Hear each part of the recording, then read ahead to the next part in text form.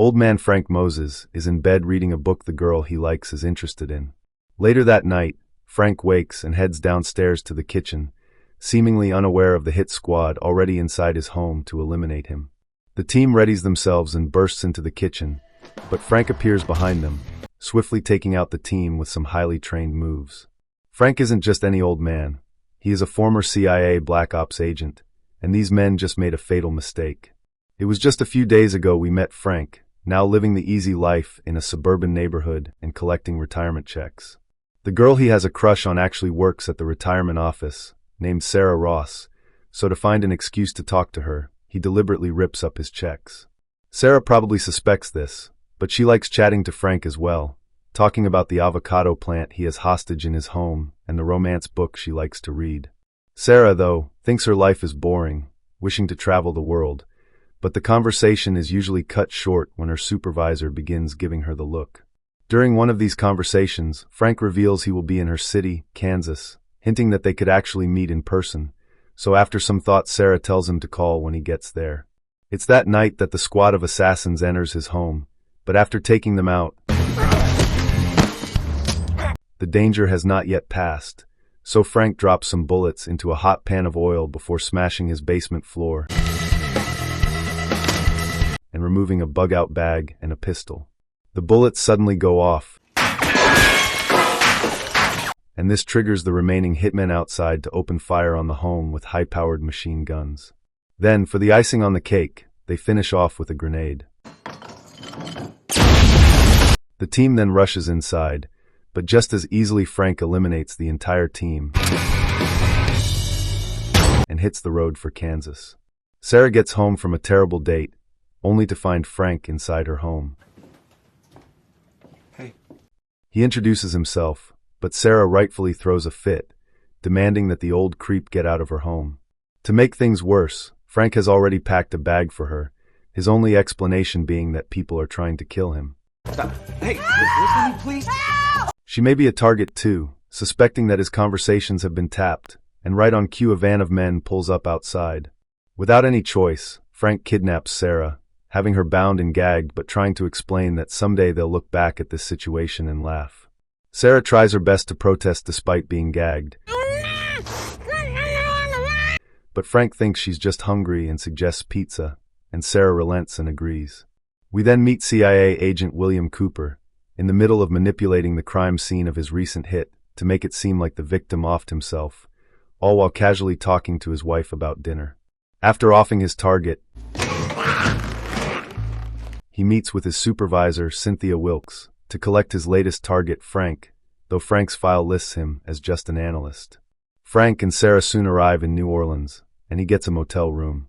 He leaves her gagged and bound to the bed in order to go meet a contact. In an old folks' home, Old Man Joe is enjoying the view from his couch when Frank shows up there, both happy to see each other after so many years. Turns out Joe was Frank's former mentor in the CIA, and Frank hands over an envelope containing the thumbs of the team that attacked him to get them identified.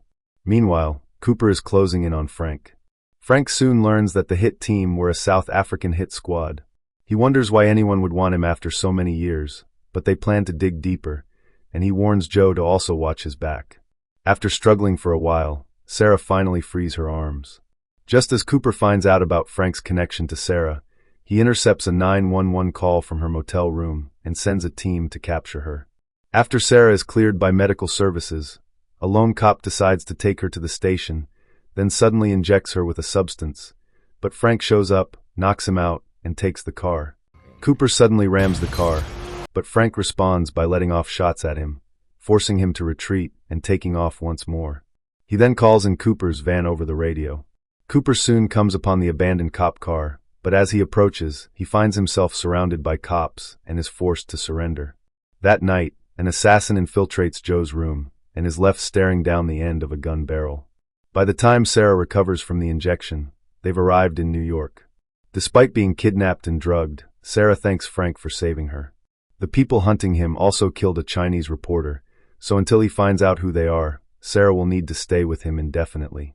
They soon arrive in Chinatown to meet the female reporter's mother. Frank wants to go full CIA, but Sarah thinks a little more tact is needed in this case. The The reporter's mother doesn't believe the police story that her daughter was caught up in a burglary, but thinks she was murdered. Trusting Sarah, the woman shows them a postcard she last received from her daughter the day she died. On it are a string of numbers that Frank identifies as a call number for a book. They track down the reporter's old college, find the library, and the book containing a list of names. All the names on the list have died by suspicious means except pilot Gabriel Singer. Frank reaches out to Joe, but cops and paramedics are flooding the old folks' home, and he learns that Joe is gone. Cooper returns to Wilkes's office furious after having found out who Frank Moses really is. Deciding to come clean, Wilkes gives him a file number telling him to head to the back room.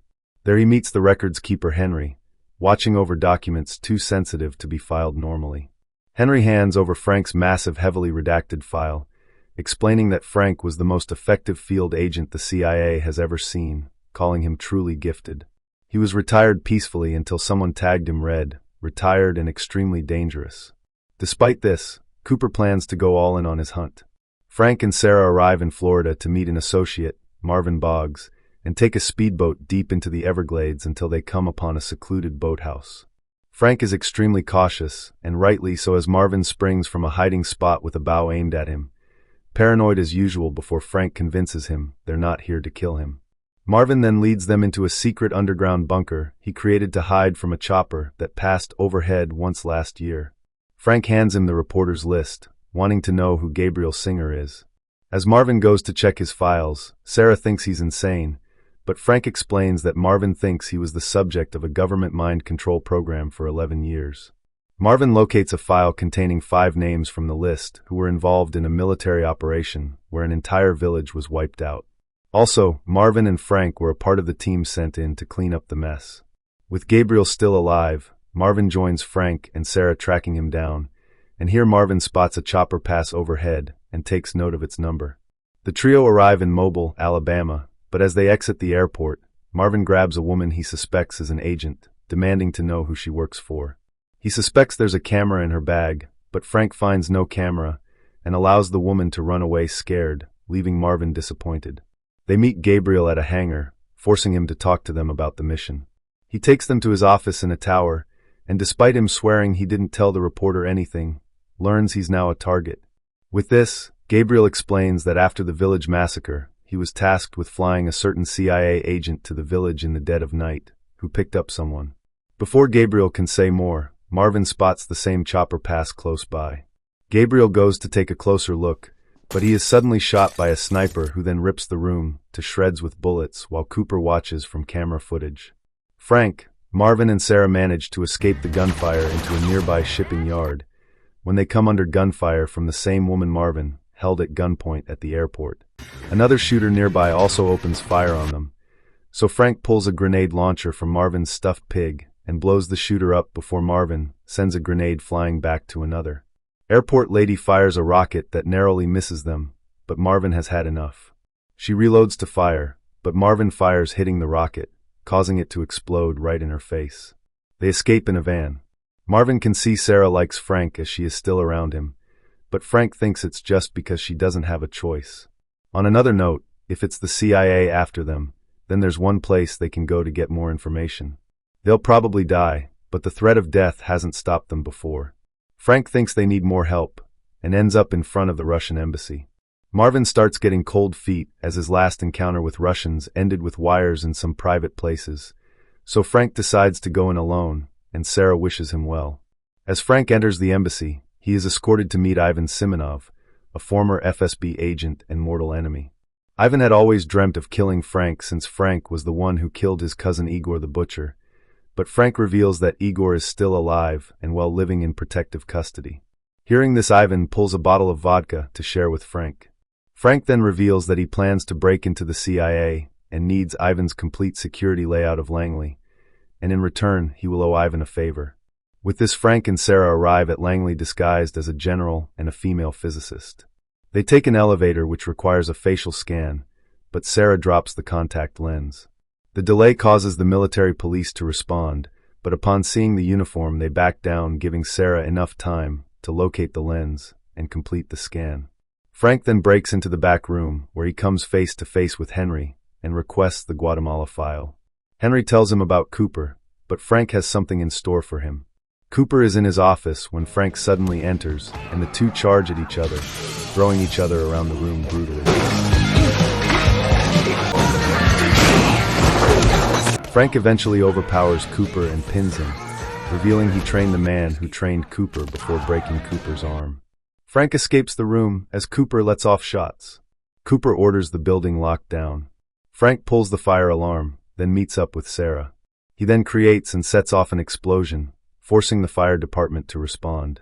Frank then takes a firefighter's uniform and slips right out of the building, but when they get back to Marvin they are shocked to see Joe, also there having survived his assassination by killing his attacker. Wilkes goes to see a severely beaten Cooper, but she just scolds him for getting beaten by a retiree and demands he get back to his mission. Frank was also injured by a bullet and bleeding badly. They need to get help, so Frank suggests they go see an old associate. Frank soon enters a luxurious mansion where he comes face to face with Victoria Winslow, retired MI6 assassin, who wonders if he's here to kill her. Realizing there's no threat, Victoria reveals a hidden submachine gun, advising Frank to tell Marvin to stand down before he gets shot. Later Victoria helps Frank with his wound, revealing she occasionally takes odd contracts to appease her urge to kill people. Victoria is interested in Frank's and Sarah relationship, and Frank reveals Sarah makes him feel like he could have a normal life.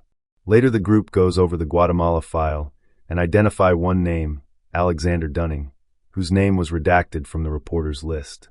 Victoria then reveals that Dunning is the CEO of a government defense contractor, and despite the fact that the CIA may be protecting him, Frank decides to pay him a visit.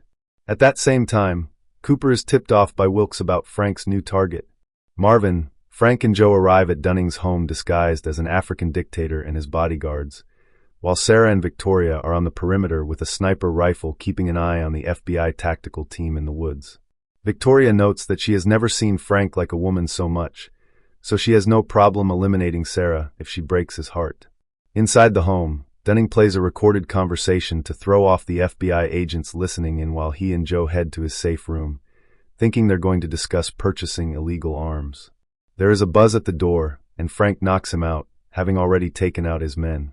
With Dunning taped to a chair, the trio demand to know who he flew out of Guatemala all those years ago, but Dunning refuses to talk, confident they can't touch him. We can. They prepare to torture the info out of him, until Dunning reveals that he extracted Robert Stanton, then lieutenant turned vice president of the U.S., who ordered the killing of the villagers and is now trying to clean up his past. At that time, Dunning's recording malfunctions, alerting the FBI. Victoria soon alerts the trio inside as the FBI begin closing in on the home. Cooper also arrives on the scene. He calls directly inside, warning Frank that things will get messy if they have to burst in. Frank explains that the vice president is behind the killings and is using the CIA and FBI to do his dirty work, but Cooper doesn't believe him. He promises no one will harm them if they surrender, and he will hear them out, leaving them with 60 seconds to comply. The home is completely surrounded with no way out, and the three inside know someone has to sacrifice themselves if they're to make it out. Joe decides to make the sacrifice, and he and Frank share a heartfelt farewell. Frank confirms with Cooper, so he orders all units to hold their fire, but as soon as Joe appears at the door a shot rings out, dropping him. Frank and Marvin escape out the back, so Victoria pins Cooper and the FBI team down with gunfire and tries making a tactical retreat, but Sarah is captured. As they figure out what to do next, Ivan shows up to extract them. They regroup at a cabin and pay their respects to Joe. As for their options, they could go public, but that wouldn't end well for Sarah. The thought of what could happen to her upsets Frank, but Ivan understands love and reassures him they will do everything to get her back. Cooper is overseeing Sarah's interrogation when Frank calls to talk to him, and they begin tracing the call. Frank tells him that in their line of business, the people they love are always at risk, and when Cooper gets his location, he realizes Frank is inside his home. With Cooper's family in his sights, Frank threatens to take everything from him if anything happens to Sarah.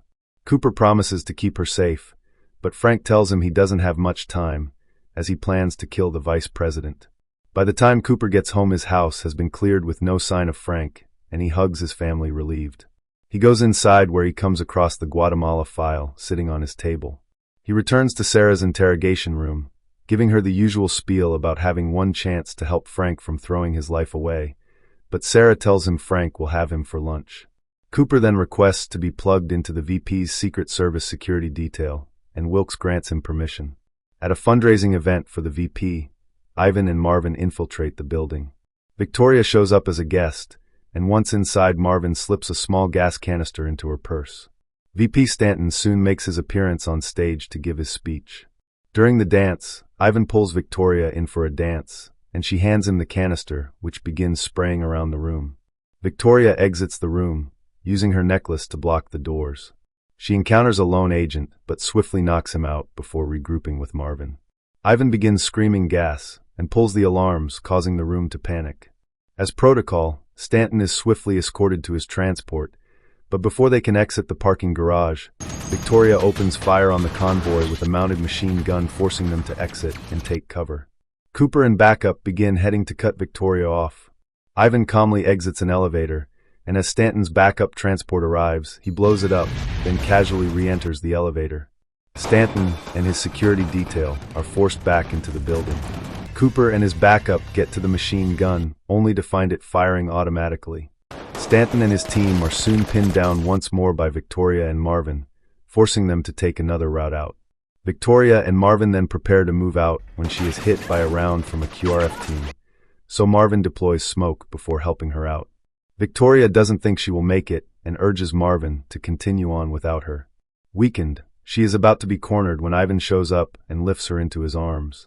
Stanton and two agents make it outside, but here they encounter Marvin with a bomb strapped to his chest.